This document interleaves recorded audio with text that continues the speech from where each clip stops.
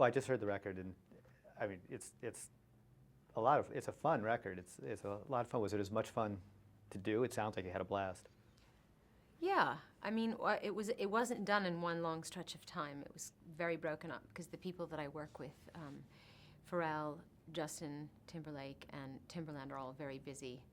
They work with lots of different artists. They're on tour. They're in movies, et cetera, et cetera. So they were very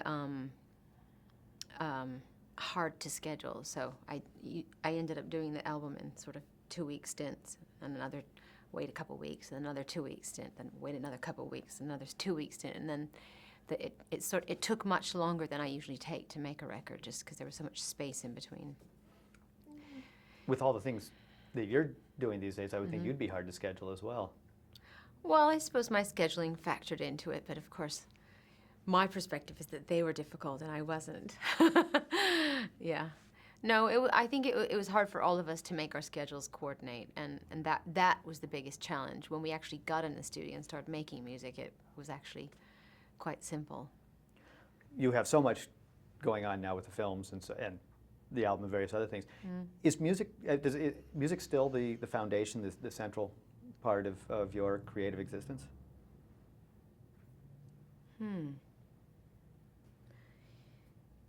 Is it the central part of my creative existence? I mean, the thing about me is in terms of creativity, the first place that I started expressing myself as an artist was through dance. And that's completely and utterly connected to music. So for me, becoming a songwriter and a singer and a performer was a perfect segue from dancing. And I think that even when I get involved in film projects, I always think of them in a very musical way. I think about what music's going to be scoring the scene. Music inspires me to write a scene. I feel like music is still very much an integral part of every aspect of my creativity. Yeah. So you couldn't imagine just going a long time without making music? No. I know. I'm always going to want to write music, and I just feel like music speaks to people in a way, and that no other art form can, and it is, in my opinion, the most accessible art form. So, yeah, you could say it's my first love. Yes. Each time you make an album, it seems to have a new facet, a new territory that you're going into. With this one, did you have a very clear idea? Was there a clear idea at the beginning, before you started, as to what you wanted this to be? When I made the decision to work with Pharrell and Justin and Timberland, it was really just a matter of, I loved their records. And after I made Confessions on a Dance Floor, I was scratching my head thinking, well, what do I want to do next? What kind of music do I want to do next? And so I asked myself, well, whose music do I love right now? Who am I listening to? What records am I buying? What makes me excited? What am I excited about right now, musically? And it was those three. So I thought, well, why don't I work with them? Yeah. And how did that come about? What was the process? Well, I looked their phone numbers up in the phone book. No. Well, you know, that's where managers come in. They call other people's managers, and actually, Justin and Timberland approached me, and I think Pharrell did as well. But I think they just were, at first they were just saying, like, we would love to just do one song with you, kind of thing. And I thought, well, why just do one song? Let's do the whole record together. So, yeah. What was the first thing you did together? The first song I wrote with Pharrell was we can't decide whether it's called Candy Store or Candy Shop. I think it's called Candy Shop now, yes. What's the difference, right? That's the first song that we wrote together, and the first song that I wrote with Justin and Timberland was Miles Away. Was it clear from the start that this was going the way you wanted? Yeah, yeah. I mean, it's not my normal way of working, because usually I don't usually work with other artists who are also performers. Like Pharrell, he makes his own records, he goes on tour, He's a singer himself. So is Justin and Timberland. They all, they were all on tour when I was working with them. So it was a little bit of a different energy working with other performers. I'm used to being the diva in the room, and the person I'm with is much more of a support system for me. So I had to adjust to, sharing diva space. Yeah. Which was fun, and sometimes there was fireworks, but it made for something interesting because everybody was very opinionated, and once you adapt to that environment, then everything goes good. Go on, you can tell us who was the biggest diva. Who was the biggest diva?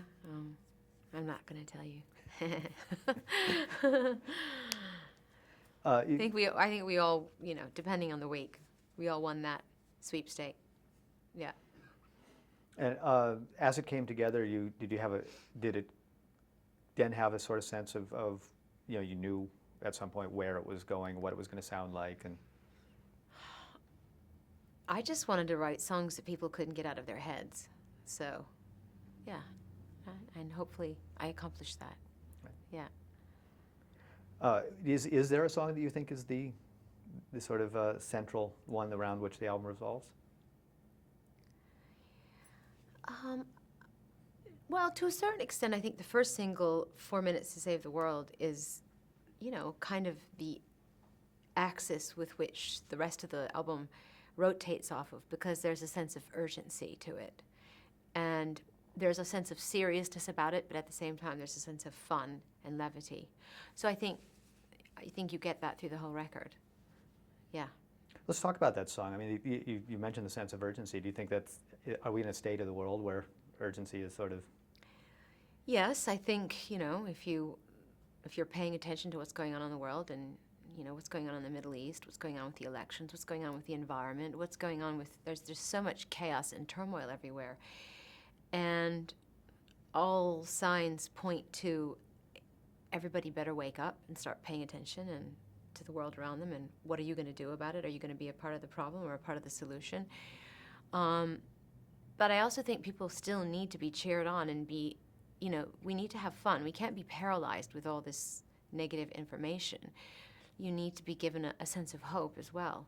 So I think that 4 Minutes to Save the World sort of, came from that idea, Could you save the world with a song, Could you make people wake up? And, so it's kind of like the answer is yes and no. Yeah. Are there songs of the past that you feel accomplished that, things that inspired you in that way?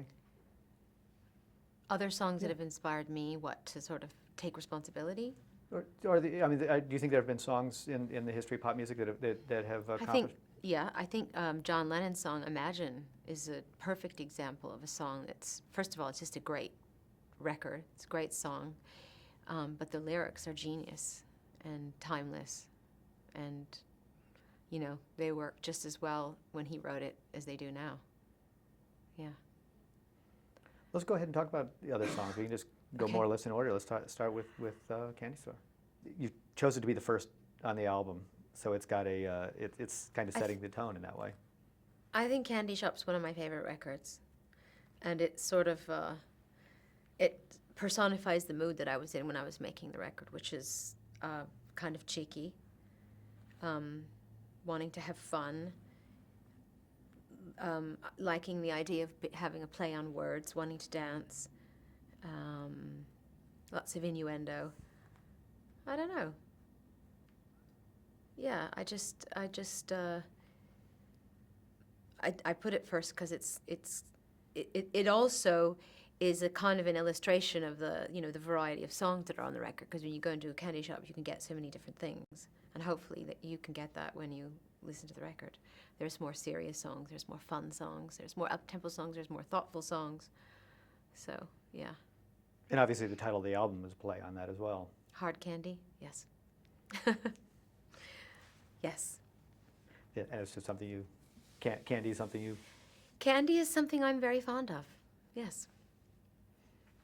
Let's go back to 4 minutes. There's some some things in that track that are just incredible. That beat and the horns track Yeah. on it and all that.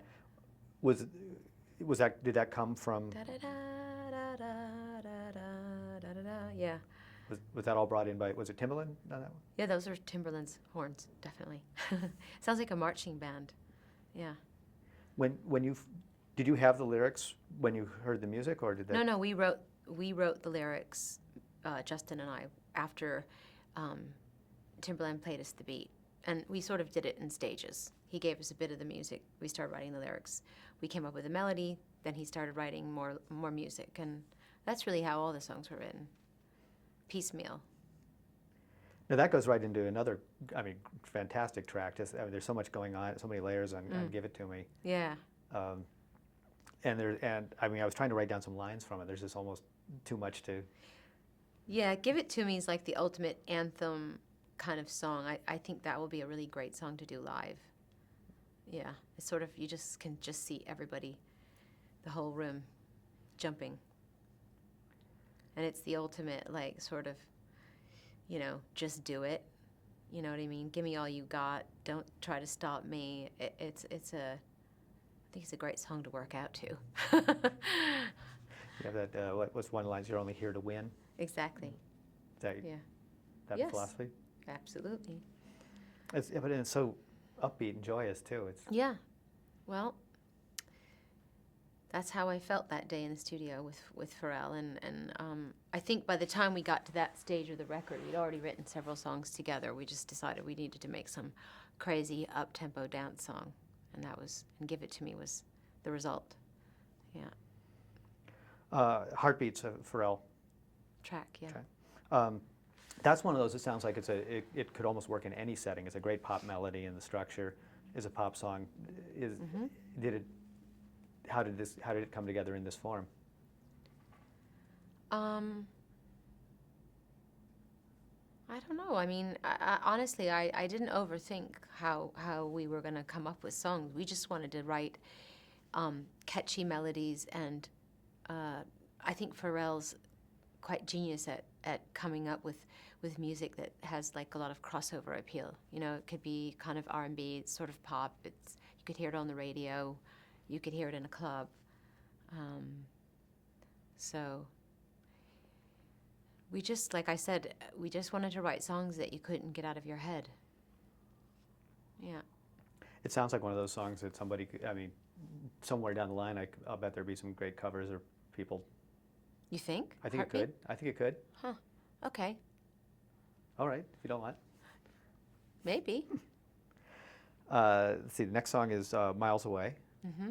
And now that has this theme, the long distance Love affair? love affair. Is this, Yes. you know, I mean, the idea of, I mean, with your lifestyle, I would think you're apart from people you love a lot. Yeah. Yeah, but I think also people in my business. We can all, when we were writing this song, all the guys in the studio were like, yeah, man, I could totally relate to this song. It's just, you know, if you work and if traveling is a big part of your work and you're always separated from the person that you love, you end up having a lot of long distance relationships, and it's a challenge. So I think lots of people can relate to that song. Yeah.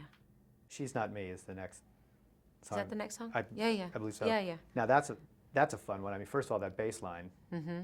Very old school, kind of. We were listening to a lot of Debbie Harry records when we made that. So I think, yeah, She's Not Me is kind of like somewhere Debbie Harry meets Gloria Gaynor. I Will Survive, kind of. Yeah. Where'd the story in the song come from? Well, Pharrell came in with the hook. She's not me. She doesn't have my name, believe it or not. And so we just concocted a story about the ultimate jilted lover. Yeah.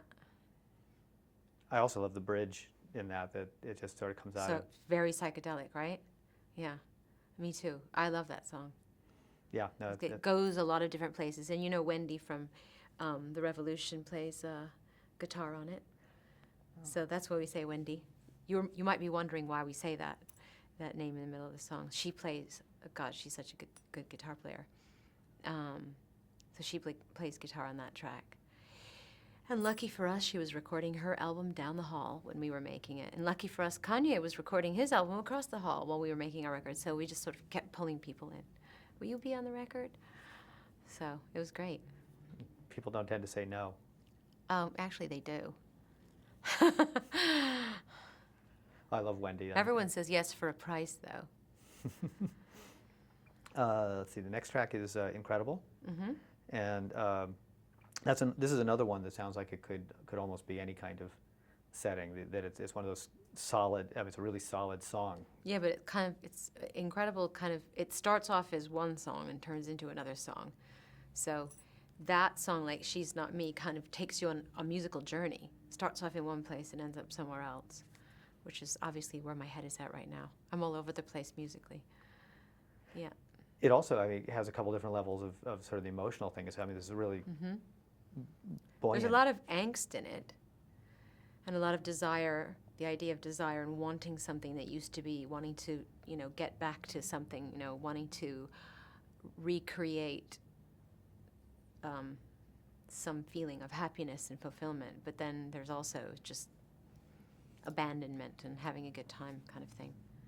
I think most of my songs are really pretty much paradoxes or a sort of juxtapositions of ideas and emotions. Yeah. I'm sure people read into your songs trying to get clues. Of course they do. And but everyone does. And that's really what art's all about. One person looks at a painting and they think it's about one thing, and somebody else thinks it's about something else. That, one person watches a movie and gets one thing out of it. Another person gets something else, and that goes for music too. And I think that's what's so great because, in a way, you don't want to tell people exactly what you were thinking or what you think the music is about or the story is about, because people should be able to tune into their personal frequency and let it resonate the way that it does for them. Yeah. Do you want people to keep guessing as to whether it's an autobiographical song or, not this song in particular, but any song? I don't. Well, they can guess or they cannot. I'd rather they just personalize it and relate to it in a way that they can. And I think most of the songs you can, because everybody experiences loss. Everybody wants something they can't have. Everybody takes things for granted. Everybody just wants to have fun. You know what I mean? So I think they're pretty universal, the themes. Yeah. Oh, Beat Goes On. I love that too. The kind of urban pop soul thing happening there. Mm-hmm. Now this one musically has a motif in it that it pops up with sort of a bell. I think it's glockenspiel in this one, but the bells kind of sound. Yeah, there's that. There's a bit of an homage to Marvin Gaye. There's Kanye's rap. There's a lot of, I don't know, I think we were channeling lots of different artists from the past in that song. Yeah. Talk about Kanye's rap. How did that come very freely from him? Yeah, it took a while. I couldn't understand. One thing that surprised me about all of these guys, Pharrell, Justin, Kanye, is that I'm a very anal person and I write everything down and I'm very structured and methodical and ordered. And none of them write anything down. None of them know what they're going to do when they go into the studio. So what happens is, because they don't write anything down, you have to keep doing take after take after take after take until they can remember it from beginning to end, the whole idea. So it does take a long time, but then, there's a lot of elements of surprise. So you just record a lot of tracks and choose the best of the best. So, yeah, that took about, I have to say, 6 to 8 hours. Yeah. So did you have to adapt the way you work at all? In terms of writing and things for that as well? I did, because as I said, I write in a very organized, methodical way, and they don't. So I had to kind of get into their head and create on their wavelength and let go of a little bit of sort of must have order, must be in control. And it was fun coaching Kanye on his rap, because I don't rap. I don't really work on rap records, and so it was Pharrell was laughing at me the whole time because I kept pressing him, going, no, repeat that. He's like, repeat what? And then I tried to do what he was doing, and anyway, it was fun. It was a learning experience. I would say, as an artist, is it good to sometimes get into other people's space? Absolutely. It's the best thing to get outside your comfort zone and do things you don't normally do. Yeah, that's what keeps you alive as an artist. Yeah. Well, I was going to ask, it seems that from album to album there's something New and different? new and different, but it feels like you're learning, each step of the way, you're learning something new about yourself. And so I'd be Yeah. curious what it was you learned with this one. Well, I think every time you put yourself in an unusual environment or an environment you're not used to, you're going to learn something about yourself. You're going to learn how you must cope, learn to make compromises, be comfortable with, the unknown. Like, there were days where I just was like, oh, this is not exactly how I do things. This is not how I do things. But then you go, you know what? This is how they do things, so just let it go. And some days I got more bothered than that. But, I think it's important. I think there's a lot of talented artists out there, and I think that sometimes you get into the habit of just repeating what's familiar to you. I think it's good to take risks and try new things. I really do. I mean, you've, I suppose, earned the right to play it safe if you chose, but I guess that wouldn't be you. Well, how does one earn the right to play it safe? You- I'd never want to do that. It sounds so boring. So next we have Dance Tonight, which is, it feels like almost like a community anthem in some ways. Yeah, that's also a throwback to sort of like late 70s, early 80s, kind of that whole Philly soul kind of, or, kind of the sound that was happening in nightclubs when I first got to New York in the early 80s as well. Yeah. It kind of examines the sort of what it means to be in the spotlight, what it means to be on the dance floor, or... Well, we weren't really into examining. It was just really about, a guy meets a girl in a nightclub and they both like each other. Don't read too much into it. I promise you, it's not that deep. It's good to know, because, as you said, everybody tends to. Mm-hmm. The next one's a real change-up, Spanish lessons. Mm-hmm. Did you have fun doing that one? I did. That Spanish lesson came from Pharrell playing me all these songs from Baltimore, Maryland. There's this sound coming out of Baltimore. He kept calling it the Be More beat, and I was like, "What's that?" So he kept playing me all these records, and this dance that everybody did to it called the percolator. So we were watching all these clips on YouTube of people dancing. So I said, "Okay, let's try that." And I brought in my guitar player Monty to play this like Spanish riff, and that's just one of those made it up on the spot kind of scenarios. And after I heard it, after we did it and we finished it, I thought, oh, this is too weird. And I actually didn't like it for a while. And then I became fond of it again. So It's a real change-up. It's a nice... yeah, different. Yeah. Mm. How's your Spanish? Bueno. Gracias.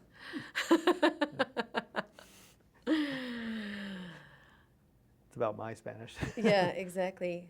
I can speak Spanish very well. The Devil is a really interesting song. The devil wouldn't recognize you? Yeah. Mhm. Again, with the sort of emotional layers. Yeah. That was the last two songs are more layered, and I would say they're deeper than most of the other songs. Yeah. Is that intentional to put those at the end of the record?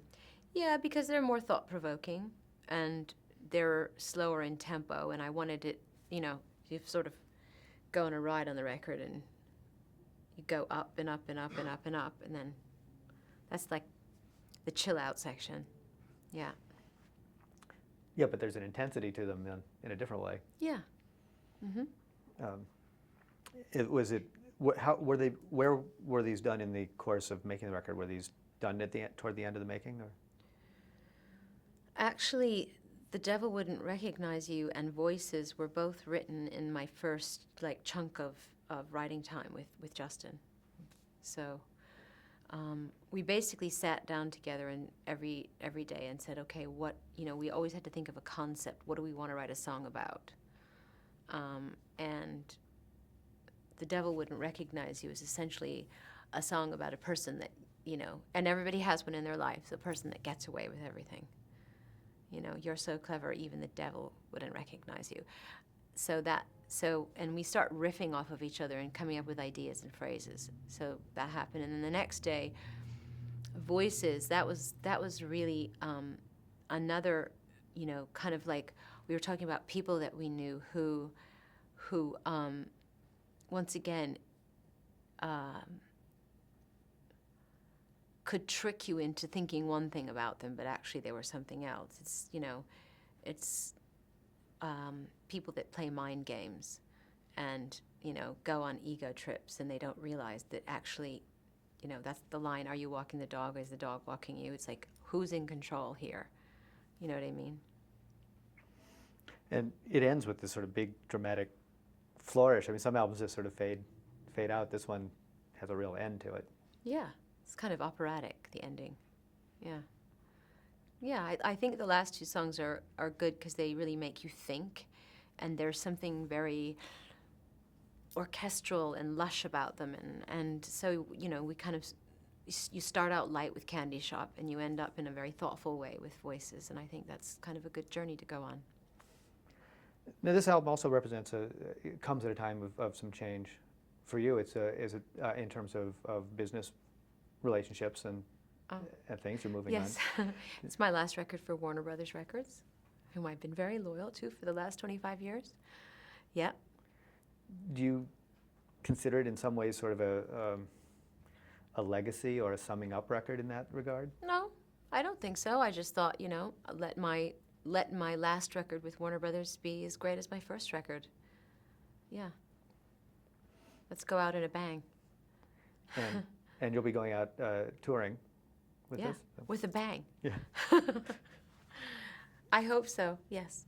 Have you given any thoughts to what the tour is going to, what shape it's going to have this time? Well, I've thought about it, but I'm just at the coming up with ideas stage and sort of hashing them out with people, not really having anything concrete. Yeah, it takes me a while to come up with like what my concept is going to be. You still love doing these shows, right? I hate them. I love putting them together, and I love the first 2 weeks and the last 2 weeks of the tour. Everything in between is hard work. Would you ever want to do the sort of, you know, Vegas setup like Cher and Elton? No, I'm not very fond of Vegas. So, no, I don't think so. I'd like to do a setup and stay in one city for a long time, but not Vegas. Yeah. So the idea of... I'll take Rome, for instance, or Paris, or, yeah, London, New York. Yeah. You think it's a possibility someday? As soon as they build a casino in one of those places, yeah. Your video has some Japanese dancers Yes. in it. How was that experience? Did you love working with them? They were amazing. They're called Hamut-san Serve, and I discovered them on YouTube. And I thought they were incredibly unique and special, and I was really happy when they said they'd fly over from Japan to London and be in the video. And I'd love to work with them again. So that was great, yeah. Okay.